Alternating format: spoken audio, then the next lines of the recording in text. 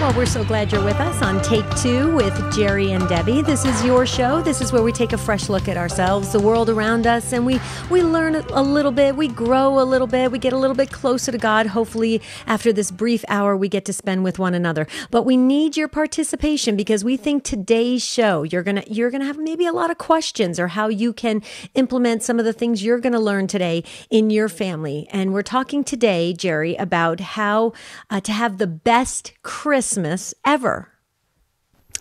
Yeah, and really delving deeply into the true meaning. We all understand that. We know that we want to keep Jesus, keep Christ in Christmas, make sure that it's about Him. But we have a guest, Debbie, that I know that you have known for some time, and I'm really excited to have her on the program because she has really come up with some resources and information and insights that are going to be, I think, very, very perhaps new to some of our listeners, but also could really propel individuals and couples and families, like you say, into that best Christmas ever celebration and some new ways that they might not have approached this upcoming beautiful season. Well, and so if you want to dive into the Christmas season to celebrate the 12 days in an extraordinary and profound way, then we're going to bring Rebecca Even on to help us. And Rebecca is a wonderful, accomplished author, gifted speaker, retreat leader. She's a wife and mom and a personal friend. She resides here in the Phoenix Diocese in Arizona.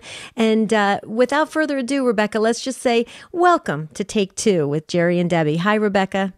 Good morning. I'm so excited to be here. Well, we're excited you're with us because for years we have been watching your ministry unfold and how you have really educated all of us. You've been on many radio shows and you've been on a lot of different. A lot of different pieces in newspapers have been featured with what you are working on, but especially here in the Diocese of Phoenix, we have embraced your work for many years. And so we wanted the wider audience of the Take Two family to learn how to celebrate Christmas in a very, very passionate way. And so, Rebecca, where do we start off? Well, I think the best place is for me to share our journey, our family's journey towards discovering that there really were 12 days of Christmas, that it wasn't just a nonsensical song, that it and how transformational it was, because we as a family had been preparing during Advent for the coming of God with the Jesse tree and the Advent wreath and the readings, and then we would rush headlong in and celebrate a totally secular Christmas. I'm not totally secular. We went to Mass, we did things, but the pressure of producing Christmas for moms is crazy, and we really do produce Christmas for our families, and that all in one day, I'm like, we are celebrating the coming of the Prince of Peace, and I do not see peace anywhere around me, and we would, because you work so hard to give the gifts and to bring joy to your family and have the perfect meal and send the good cards, and you just get wrapped in this, and then one Christmas we received a letter from our parish priest, and he was sharing about the 12 days of Christmas being a code, and I was so struck by it. I was like, wait, there's more than one day? And I don't know if it was just my own lack of catechesis, but it opened up this world, and so I started researching about the story of it being a code, and then I came straight on with the controversy online, and I thought, well, I'm going to figure this thing out, and in the process, I thought, wow, we can celebrate differently. And it started the first year with just having our children choose one gift, and we're going to open that on the Epiphany. And then it came to, today's the fourth day of Christmas. Well, that's the four Gospels. And let's see, back up. We started by looking online to find resources, and the only resource I could find was a Protestant one. And so I ordered it, $19.99 for a digital download on 500 easy steps to celebrating Christmas.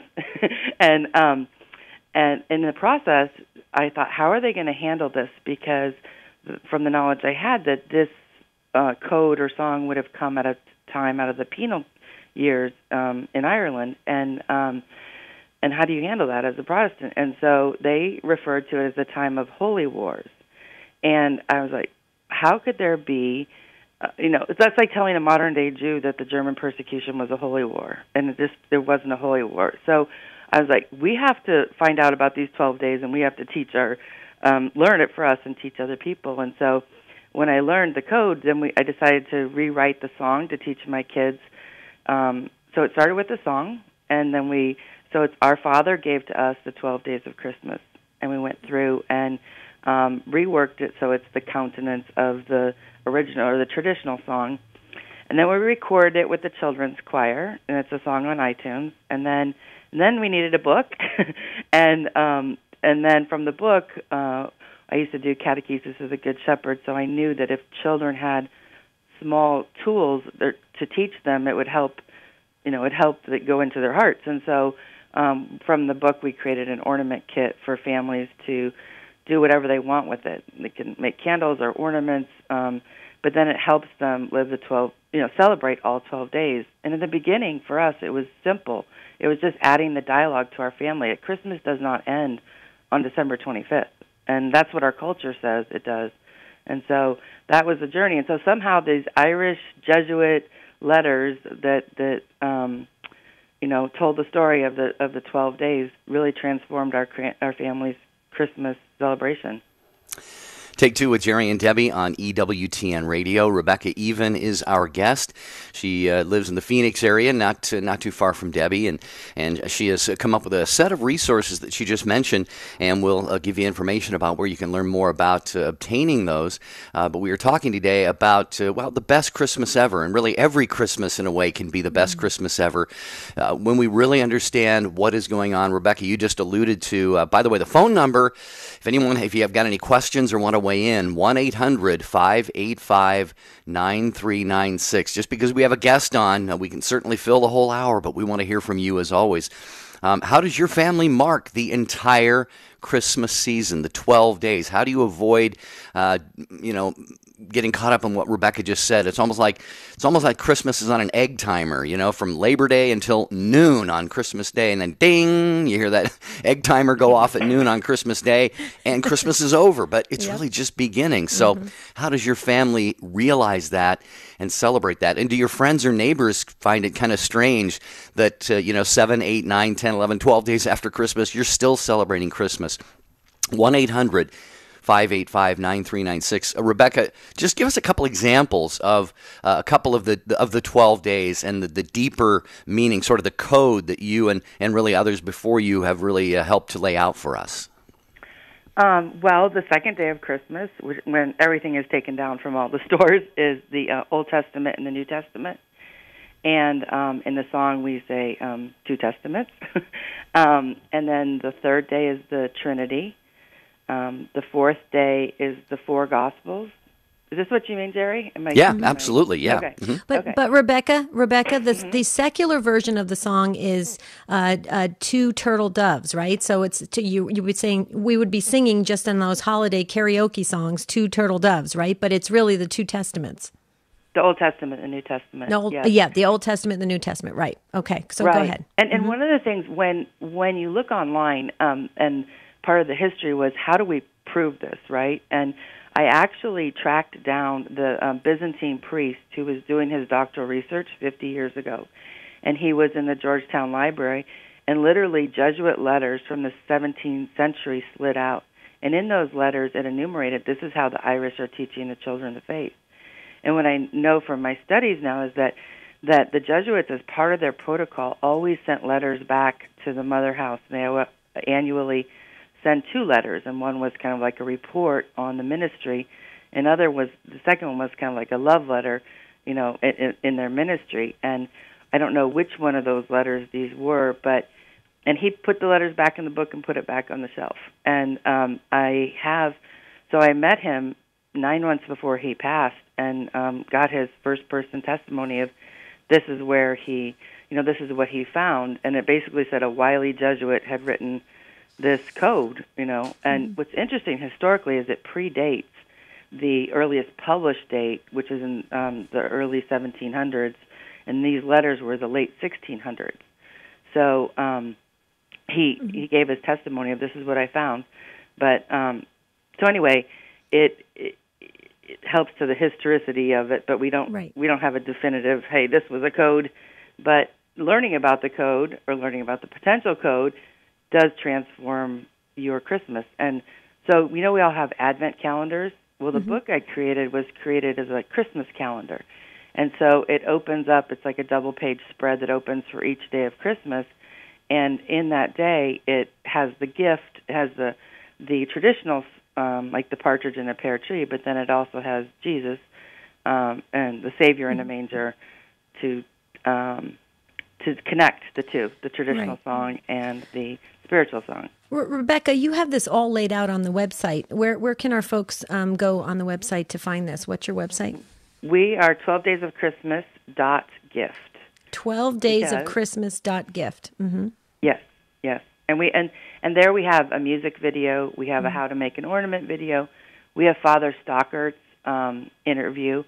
And at the time, you could only upload 7 minutes to YouTube when I first produced it. So it's a 7-minute video of his interview where he's sharing about how he found the letters. Right. And then there's like a 2-minute promo video that kind of gives an overview of transforming Christmas by celebrating all 12 days.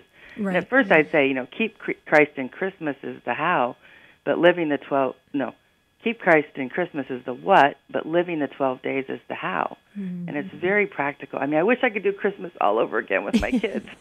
we all do. We all do, Rebecca. Oh, I know.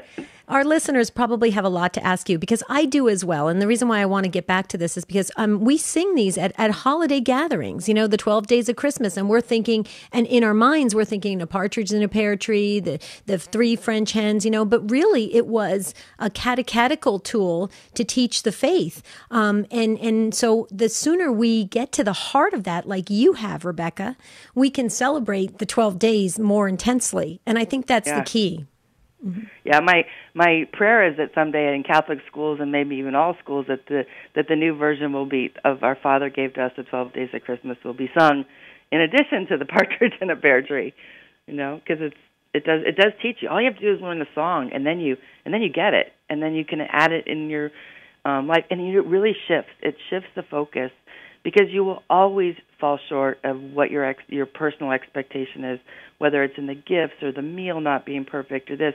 But when the shift comes to, like, what are God's gifts to me, and it infuses it with gratitude, which, we all know that was St. Ignatius' thing, is, the root of all sinfulness, he believed, was a lack of gratitude. And this, when you live it this way, it shifts your focus and fills your heart with joy. Rebecca Even, our guest here on Take Two with Jerry and Debbie. And we have phone lines open for you right now. You are the ones whose takes, questions, insights, life experiences drive the show, as always. 1-800-585-9396. Making sure that we really, truly understand how God, through the church, has given us the Christmas season, 12 days starting on December 25th, not just till noon that day. So what's your experience of this? We want to hear about it. Hi, this is Anna Mitchell, host of the Sunrise Morning Show. This is Father Spitzer, host of Father Spitzer's Universe. This is Catherine Seltner, host of EWTN Pro-Life Weekly. Have a blessed Advent from all of us at EWTN Radio. Colleen Kelly Mast. I cannot even count the number of times that God has clearly shown me His power and love when I continue to say yes to Him. He provides for our needs. Even standing at the funeral home during the wake of my late son, the Holy Spirit kept singing in my head, "The joy of the Lord is my strength." I didn't feel very strong at the time, but I knew that God was holding me close. Mast Appeal with Colleen Kelly Mast. Saturday, 9 a.m. Eastern on EWTN Radio. Podcasting is an easy way to automatically receive your favorite EWTN programs on your mobile device. Visit EWTN.com/podcast and enjoy your favorite EWTN shows on your mobile phone right now. The Spirit of Advent with Father Dominic Legg. In this season of Advent, as we prepare for the coming of Christ at Christmas, we're often invited to lots of Christmas parties. Now, one of the things you'll notice if you go to Christmas parties is how hard the hosts work to prepare for the coming of the guests. In fact, this Christmas, Jesus wants to be a guest in your life, in your heart. Listen to what he says in the book of Revelation. "Behold, I stand at the door and knock. If anyone hears my voice and opens the door, I will come into him and eat with him, and he with me. What do you need to do to get ready for the coming of Christ at Christmas? Do you need to clean up the living room? Do you need to take out the trash? What is in your heart that is preventing Christ from coming? Prepare for the coming of Christ this Advent and have a wonderful Christmas. EWTN. Live truth. Live Catholic.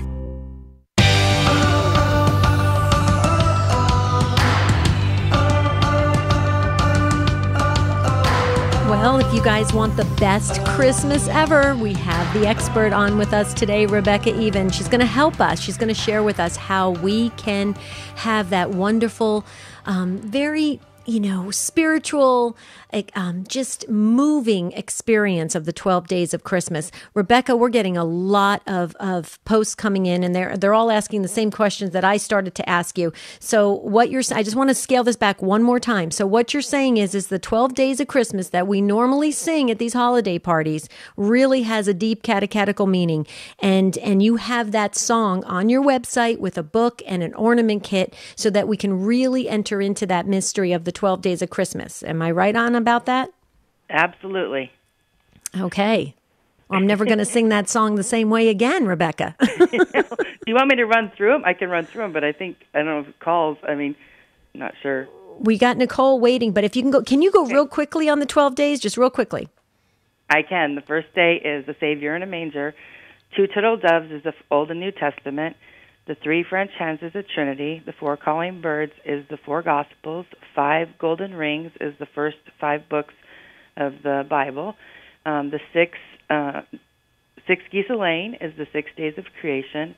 The 7 swans a swimming is the 7 sacraments. The 8, I forgot the other one. The 8 is the blessed beatitudes. The 9 is the 9 choirs of angels of the fruits of the Holy Spirit.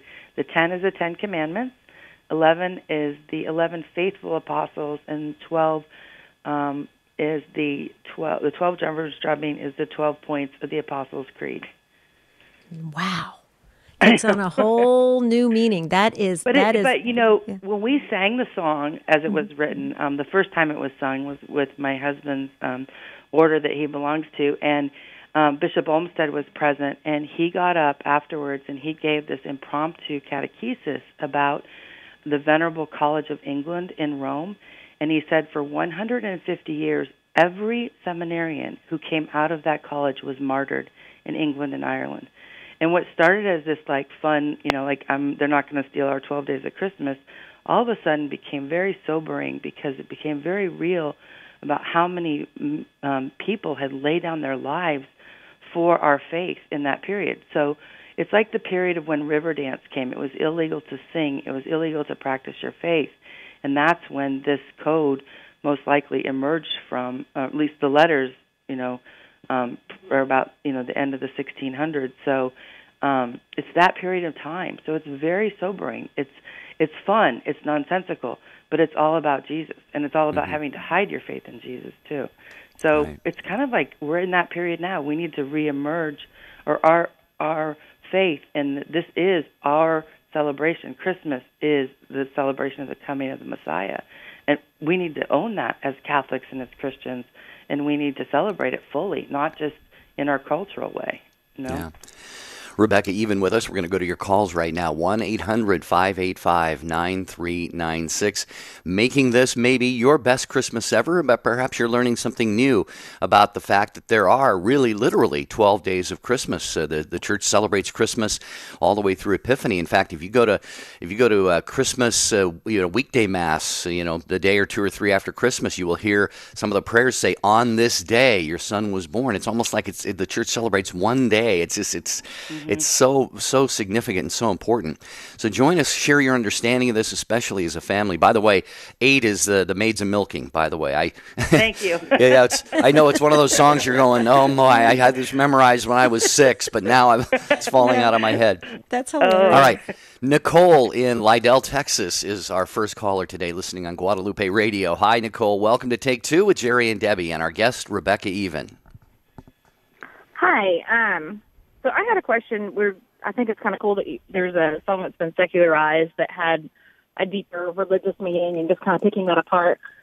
And it made me think of an issue that's come to my attention recently. I live in the San Antonio area, and I have a couple of friends who are atheists, but they belong to a humanist group, so a secular group basically that does work with charity and tries to improve the community. And I know traditionally a lot of times we think of charity, we associate it with work that you're doing for Jesus, you know, the whole idea of what you've done to the least of these, you've also done to me. But the fact that they go out and do these good works just for people, just because, with no other, I don't want to say agenda because that has a negative connotation, but no other reason other than just because they're people, fellow human beings. That's a really neat perspective for me, and I was kind of wondering what your take on it would be as far as non-religious charities and even atheist charities, humanist groups who just value people for people without there being any underlying religious tones to it. Well, gosh, that's a big one. So one of my friends with her son, when she learned about the 12 Days of Christmas, took it directly to service. And, you know, we as Christians serve one another because that's what God calls us to. So I can't speak to the atheist, you know, serving people for, I mean, actually, when you give, we are created to give. And when you give, there's a joy that comes. So maybe in word they're saying that they don't do it for religious reasons, but they receive when they give. And that's what, I mean, and that's, I think, in the heart of us gift giving at Christmas time is that we receive when we give. And so even though they're not doing it in the name of Christ, they're doing it how they were created, right? And so I think that fills it. But my friend took her son, and for the 12 days, they literally found a service project. One day they took cookies to the fire department, and one day they went and visited the people in the nursing home. And so they lived out their 12 days in service. And that's, you know, we're in a Jesuit parish, and ours is, you know, people for others and men for others and kids for others. And that's when we live out that for others, then we truly are blessed, and we have an experience of God's gift to us in the Savior. So I don't know if that helps, but... Yeah, and Nicole, I would just simply say I think we see a lot of that all the time. I think there are very, very well-intentioned people, good-hearted people who may not consider themselves religious or spiritual or believers in God or Christ or anything.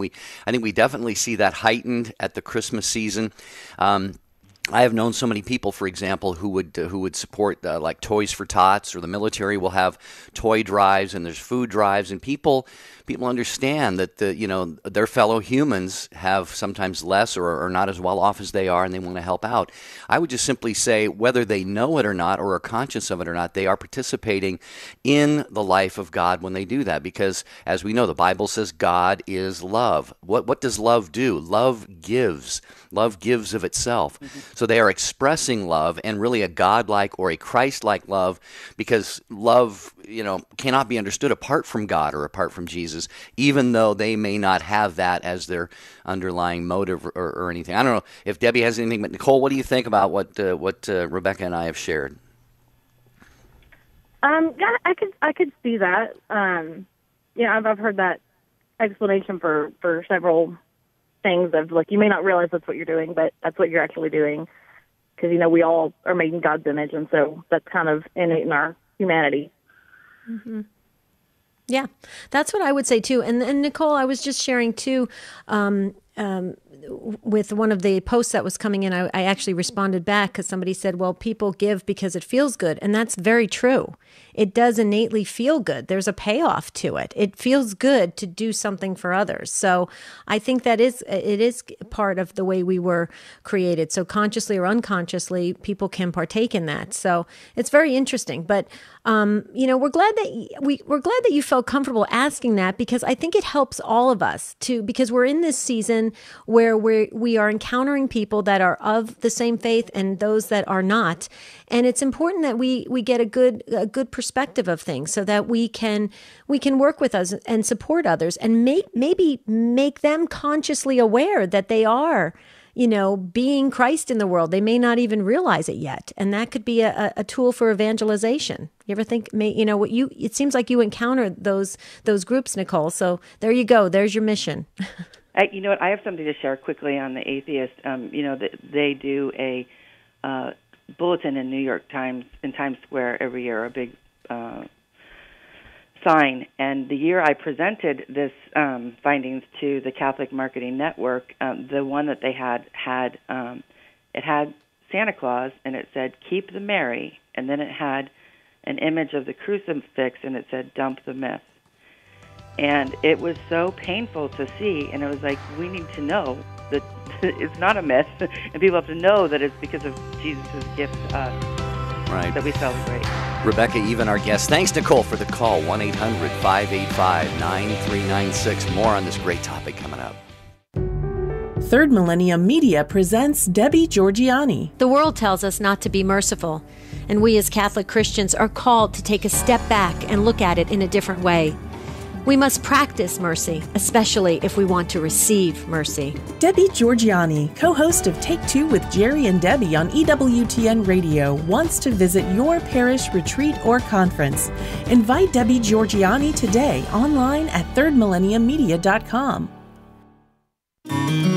And welcome to EWTN's Bookmark Brief. I'm Doug Keck. I just finished interviewing Vinny Flynn on his new book, 7 Secrets of Divine Mercy, published by Ignatius Press. And Vinny, why don't you give us an idea of what this book's about? Well, if I had to pick one thing that it's about God the Father, that God is the Father of mercies, and that all of what divine mercy is about really relates to the Father's plan to have mercy on us all. And so I deal with, what that means and how everything we have in the church fits into that plan. And Jesus came to help fulfill the Father's plan of mercy.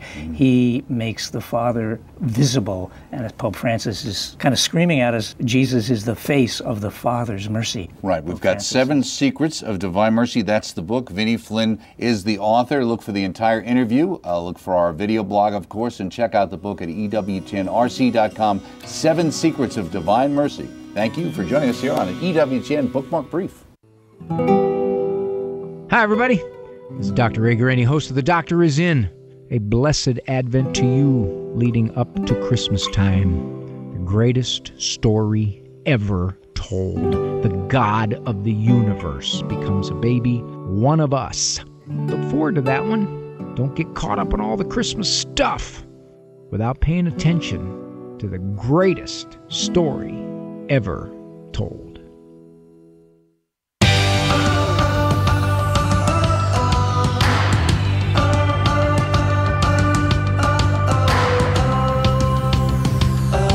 Great to have you with us on Take Two with Jerry and Debbie on EWTN Radio, and always great to work with our show team, Rich, Matt, Tom, Mike, Jeff, Jack, everybody at EWTN. Thank you so very, very much. Deborah Rice does so much to help make the program what it is. And I'm Jerry Usher with Debbie Georgianni. We're going to get right back to your calls for our guest, Rebecca Even, talking about making this Christmas maybe your best ever by really wrapping your head around and your heart around the true meaning of the 12 days of Christmas. But Debbie, it is with sadness, but the sadness is tinged with a little bit of joy in the sense that a dear friend of EWTN Radio and Television, and so many of us, has gone on to his glorious reward with the Lord, Father Andrew Apostoli.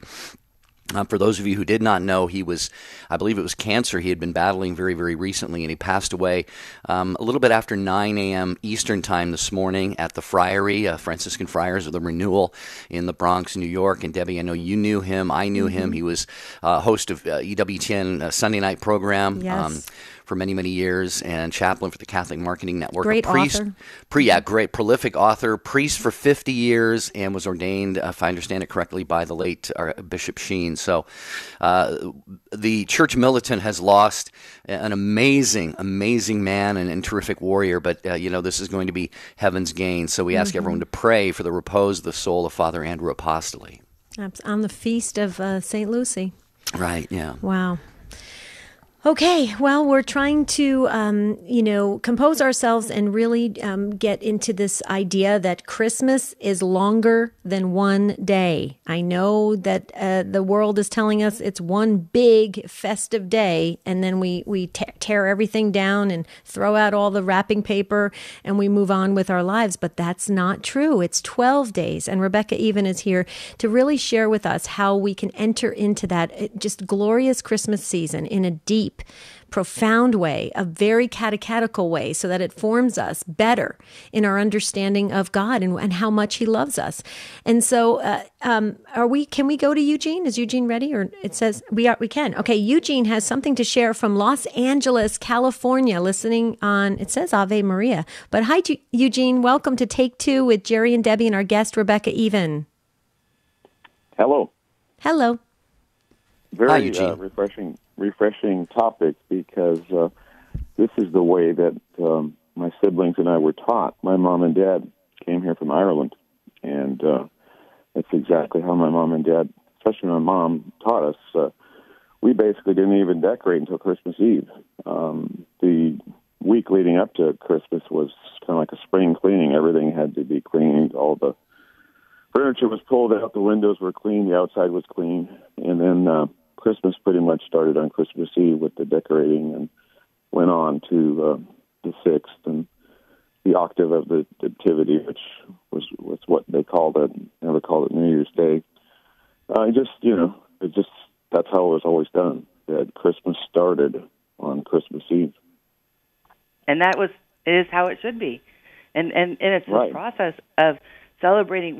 In our culture, we're celebrating Christmas before Christmas. We're celebrating Christmas in Advent, and not really preparing our hearts. And I have a daughter who's 15, and she's like, "Mom, we don't have our Christmas tree up yet." And I'm like, "Yep," and we're not going to till the 17th.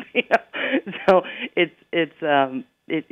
it brings Christmas right back to where it's supposed to be, and it brings Christ right back to the center of the celebration, as we can, rein ourselves in and celebrate in the proper season.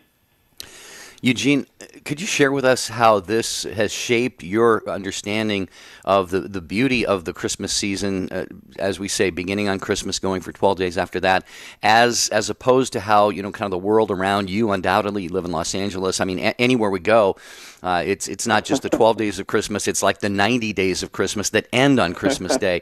But how does your appreciation of the birth of Christ and this great event, how has that been shaped and really made more deeply meaningful because of what your parents taught you? Well, for instance, this year, I noticed that people are putting their Christmas lights up right after Halloween. Seems like every year it's getting earlier, probably Labor Day next year. But anyway, so basically, my mom and dad were just very religious, very spiritual, very unselfish people. And, Christ... God is we were taught that God is at the center of our life. That's where it all starts. And everybody that we love comes behind that. And so, Christmas was always about that. And so we never had a problem with starting Christmas on Christmas Eve, as opposed to neighbors and, what we saw out here in L.A. and all around, far in advance of that. So it just kept us in the proper perspective of our faith and what it's all about. And it just was very normal for us. I think you had great parents, Eugene. I think that is awesome. Absolutely. Yeah. They've both gone on to their eternal reward, and they were great, and they were extremely unselfish people. They weren't perfect, but boy, they were sure good people. What were their names, Eugene? Their first names? John and Margaret. John and Margaret. Were they Irish by any chance? Yeah, my mom and dad came from Ireland. My mom's name was actually Margaret Mary. She was ironically named after a French saint, Margaret Mary. Well, the letters that Father Stockert found were written from a Jesuit in Dublin to a Jesuit in Douai, France. And what Bishop Olmsted told us is that after the Jesuits fled Cambridge and Oxford, they landed in Douai. But these were those letters that we think that were being written back and forth. And so far, the tradition I've found is, it's in Ireland. And you can understand why they have to keep it secret because of the the persecution that went on. So. Well, and what you're doing, Rebecca, with your great ministry, and Eugene, with you, sharing your family example, I mean, that really challenges all of us. We're really going to have to go against the tide here, because I will tell you that my street where I live on, the day after Christmas, everything is torn down. In fact, it's so barren, it's unbelievable. And so I'm going to have to run the risk of having my neighbors think that I am lazy and I didn't take down. Right, Rebecca? No, Debbie, you just need to knock on their doors and say, hey, Christmas lasts 12 days. Would you like to leave it up all the way through Christmas? and challenge them. That's, actually, Rebecca, that's a great idea. I could actually, in my Christmas cards, say, you know what, just to let you guys know, this is how we really need to celebrate. That's a great idea. There you go, Rebecca. You just taught me something. We're not going to change the whole world, but we can change the things around us. We can, in fact. And I used to have this, during this process, just this kind of love-hate relationship with Santa. And then as I learned more of the history, I was like, bring him on, because it's not like a challenge. But recently I learned about the 5 redeeming Santa, in that he possesses the 5 traits of God, right? He's omniscient. He's all-knowing. He's omnipresent. He's everywhere and can see everything at the same time. He's omnipotent. He's all-powerful, right? How are you going to get all those toys in that sleigh? And he is eternal, and he's immutable. And when I learned that, I was like, oh, man, if I could have taught my kids, you can fully embrace Santa. But then you have to know your history, and you have to teach where he came from in St. Nicholas, and then show how he reflects God. And it's like a Christmas sacrament in a way, because it's the physical reality of the gift that God's given us in a Savior. Yeah. What do you think about that, Eugene? Did you know that about Santa? I didn't.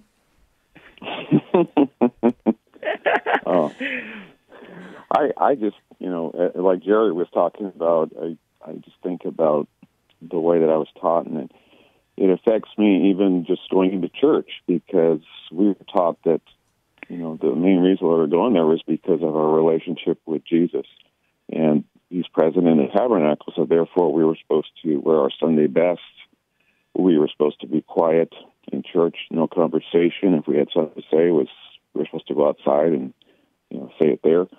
But I see so much of the opposite. I see so many people, just reminds me of that passage where Jesus goes into the temple and was not happy with the way that the behavior was going on in there, and I see the way people dress, and it's like, boy, if they go out to a nice restaurant, they'll dress up, but they're going to the greatest supper of all, and it's amazing how poorly people dress. That's right. Good stuff, Eugene. You have been really gifted in so many ways, and you've shared that wisdom that you have inherited from your parents and lived for so many years in your own life with the whole world here on the program. We appreciate you joining us from Los Angeles. Please keep Take Two and all EWTN programs on your radio dial, and feel free to call anytime. 1-800-585-9396. And for anyone who is wondering what's going on at EWTN, you hear things, you hear about, hey, this new program is coming out, or a new series, or EWTN has started publishing books, or they have their religious catalog, or any kind of information you want to know about EWTN. All you have to do is sign up for their weekly newsletter. It's called Wings, and it will fly right into your email inbox. And you can learn about the blogs, the bookmarks, the news, the events, all the inner happenings at your favorite network, EWTN, radio and television.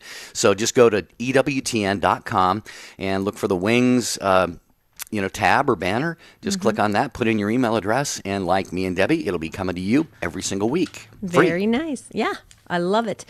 Rebecca even is our guest, and she is just an incredible speaker and author, retreat leader. She's a wife and mom, and a dear, dear personal friend, lives here in the Phoenix area. And we just wanted to have her on so that we could all grow and learn and celebrate Christmas, not only the proper way, but a more spiritual way, so that we can walk away from the 12 days knowing we've experienced something very profound for us the love that God has for us. I think it's awesome. Rebecca, you'll be pleased to know that we already have a lot of the Take Two family going to the website, 12daysofchristmas.gift. As a matter of fact, believe we posted it on take2show.com. Jeff, our social media expert, he did that right away because folks are posting in saying, can you give the website again? And it is 12, the number 12. 12daysofchristmas.gift. If you'd like to see this, I've already gone to it, downloaded as much as I possibly can, Rebecca, because I plan on having a very, very vibrant, fruitful conversation around Christmas Eve. I am. I'm on a mission, Rebecca. You've got me I've going. Got some more history for you, Debbie. That's really amazing, and that is, we as Catholics, all of our gift giving used to be centered around St. Nicholas Day or the Epiphany, and it wasn't until the Reformation that Martin Luther was the first, and he eliminated All Saints' Days, and people were, wanted the gift giving, and so he's the one who moved the physical gift giving in the Anglican Church to Christmas Day, and that's where Kris Kringle comes from, because it's Christ child, Christ the gift comes from that, and then after Martin Luther, King Henry, when he eliminated the celebration, I mixed those up, I'm sorry. So King Henry was when he eliminated the celebration of Saints' Days, he introduced Father Christmas. And so that's when you see, someone that looks like St. Nicholas but in a green robe, that was Father Christmas. And both of those efforts took the gift giving away, physical gift giving away from St. Nicholas and the Epiphany, and put it on Christmas Day. But we as Catholics did not traditionally give gifts around the Nativity, the Sacred Nativity. We celebrated it, which if you have kids now, I think you can't do. You need to do the Santa Claus and do the cultural thing, but if you know the bigger context, it makes sense, because how do we get into this chaotic consumerism, that just took over? But that's how. Take Two with Jerry and Debbie on EWTN Radio. Rebecca Even is our guest. Again, her website is 12 daysofchristmas.gift. I love that .gift extension there, 12daysofchristmas.gift. And we're really delving into, again, how the composition of that wonderful traditional carol that we sing, the 12 Days of Christmas, it's a teaching tool. It really is. And Rebecca, I don't know if, is it safe to make the comparison to like stained glass windows? I know throughout the history of the church, stained glass windows have been used to tell stories that are sometimes very obvious, very obvious and religious and so forth. Sometimes, there's a story told in them that isn't quite as obvious, at least to the first time somebody looks at that. Would that be kind of a similar teaching tool to this?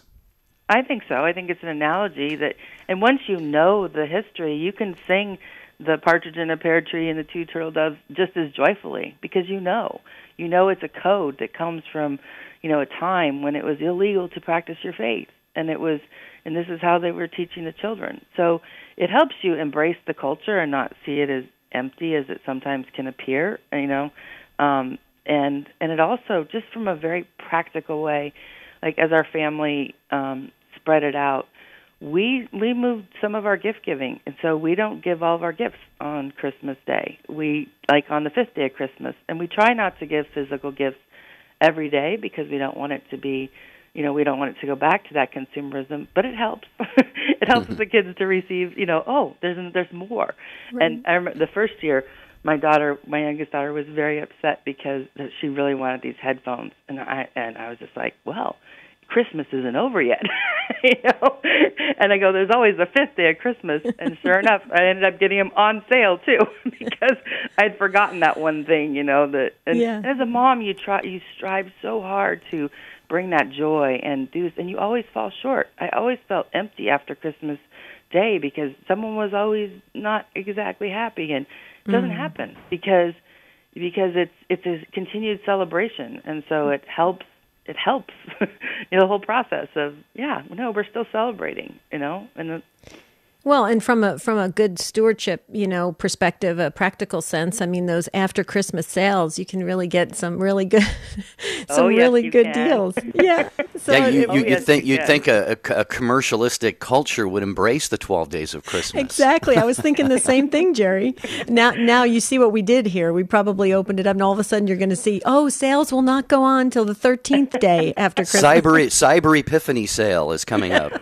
Oh, you know what? I have never seen actually, it's not true. One corporation I've seen get it right where they do the 12 days of Christmas during the 12 days of Christmas, and that was Apple. And they must have had someone on staff who was Catholic because they did their 12 deals, but they shut it down pretty quickly. But now, like Costco's doing all the different. Even I think Amazon's doing 25 days or deals. I mean, it's been seized, and because of the gifts and the gift giving and the commercialization, and just it runs on, So you'll see it all over the place now, and it'll go, hey, this isn't the 12 days, because most people don't know. Most people do not know when the 12 days of Christmas are, but they begin on December 25th and end on January 6th. And actually, historically, that goes back from the 500s. It was the Council of Tours where the church established the 12 days as the liturgical season because the Western European Christians were celebrating Christmas on the 25th, and the Eastern were celebrating on the Epiphany. And the church, in its wisdom, made the whole season liturgical and made the whole 12 days a celebration of Christmas. So it goes back. Yeah. Still time to get you on the program, 1-800-585-9396. We have Rebecca Even on Take Two with Jerry and Debbie, trying to encourage you to maybe that none of this is new to you. Maybe you've been really focusing in on those entire 12 days of Christmas for many years as a family, and maybe it was handed down to you like it was Eugene by his Irish parents. Share your own traditions if you'd like at 1-800-585-9396. One thing I'm struck by, Rebecca, is you've alluded to the fact that a lot of this more, I guess we could call it, for lack of a better word, cryptic, catechetical teaching that we find in the 12 Days of Christmas song, it flows out of a time when Christians were not free to practice their religion, and there was persecution and obviously suffering. And, of course, the reason Jesus came, ultimately, was to suffer. And how can we, Christmas is about joy and happiness and festivities and all of that, but how can we just sort of keep, at least in the back of our minds, this understanding that, that there is, Jesus came to pay a price, and even a catechetical tool like this song has come out of a time when Christians were paying a price for being believers? Well, I think the most practical way is to seek out the people around us that are suffering and bring the joy, bring the gift. It might be a meal. It might be, service at the soup kitchen. It might be, giving an elderly person a ride, or having them over for dinner. But I think that's the most practical way to bring that gift of Jesus to the suffering world, because it's all around us, and all we have to do is look each day, and we can find a way to minister that's outside of ourselves, and then we're giving the gift of love that God's given us. Rebecca, when I was growing up, I had a lot of Jewish families that lived in our neighborhood in New Jersey, and I was always envious of them because they have Hanukkah, and they would give gifts for many nights. And, and so, but we've got 12. Yes. And they had 12 tribes of Israel, and then we had 12 apostles, and we have 12 days of Christmas. Of course it should be 12. I was thinking to myself, gee, now I'm kind of a little bit upset. I got to go talk to my mother and say, why didn't you teach us this? For all these years, we were kind of jealous of our Jewish neighbors that got all these gifts every night. Well, there was a lot of confusion. At one point in the 1600s, it was illegal in Massachusetts to celebrate Christmas. There was a 5-pound shilling fine for celebrating Christmas. And I don't know what the year, 16-something. I think it's on my website. There's a great book that, there's a couple of books that I used in my research, but there's one called There Really Is a Santa Claus by William Federer, and he has all of the history in there that takes you through, it being legal and illegal, and it's just, every time I go into a city, I go to a used bookstore, and I look for old Christmas books. And you don't see the 12 Days of Christmas song in any of them. till about the 80s. And that's when I think the commercialization really picked it up and ran with it. So it's fun to see. Actually, in the largest used bookstore, I believe it's in the nation, is in Portland, Oregon, and I was there and I counted all the Christmas books they had. And it was over, I think, 240 Christmas books. Only 7 of, this is for children, only 7 of them had anything to do with the Nativity of Christ. And when I have moments like that, it's just like, we have got to wake up. We have to bring this tradition back into our children's lives, because in one generation, so why are we celebrating Christmas? What's that dinosaur on that guy's roof? What's the meaning? What's the meaning? Yeah. And if we don't claim it and celebrate it and live it, it's going to be gone. Claim it, celebrate it, and live it. I love that. Diane has been waiting, and we're going to try to get her on because we have about 90 seconds, Diane, in Texas, listening on EWTN.com, but we wanted to bring you up so you can meet Rebecca and have something to share on this topic. Hi, Diane. Okay. Hi, how are y'all? Doing great. How are you? I'm good. Yeah, I just wanted to share that ever since my kids were young, I have been giving them a final gift on the Feast of the Magi. And I heard Rebecca talking about how you get sales after Christmas and all that stuff. This was a way of extending, the whole season, and that, this was a way of giving them the final gift on the day that the Magi brought their gifts. And it really helped, because if the kids didn't get something, or they got the wrong thing, or you couldn't find it before Christmas because everybody else got it, or you ordered it, it didn't come in, whatever, you could still get it afterwards, and then everybody was happy. Yep. That's a great way to do it. So it served dual purposes that way. Yeah, very, so I just wanted to share that. Very wise, Diane. Very, very wise. And again, a teaching opportunity for your kids as well. So glad that you got on to share that with us, Diane. We really appreciate that. We are just simply getting short on time. Got about a minute left for Rebecca. You can have the final word here. What would you say in closing, just to encourage all of our listeners to make this their best Christmas ever?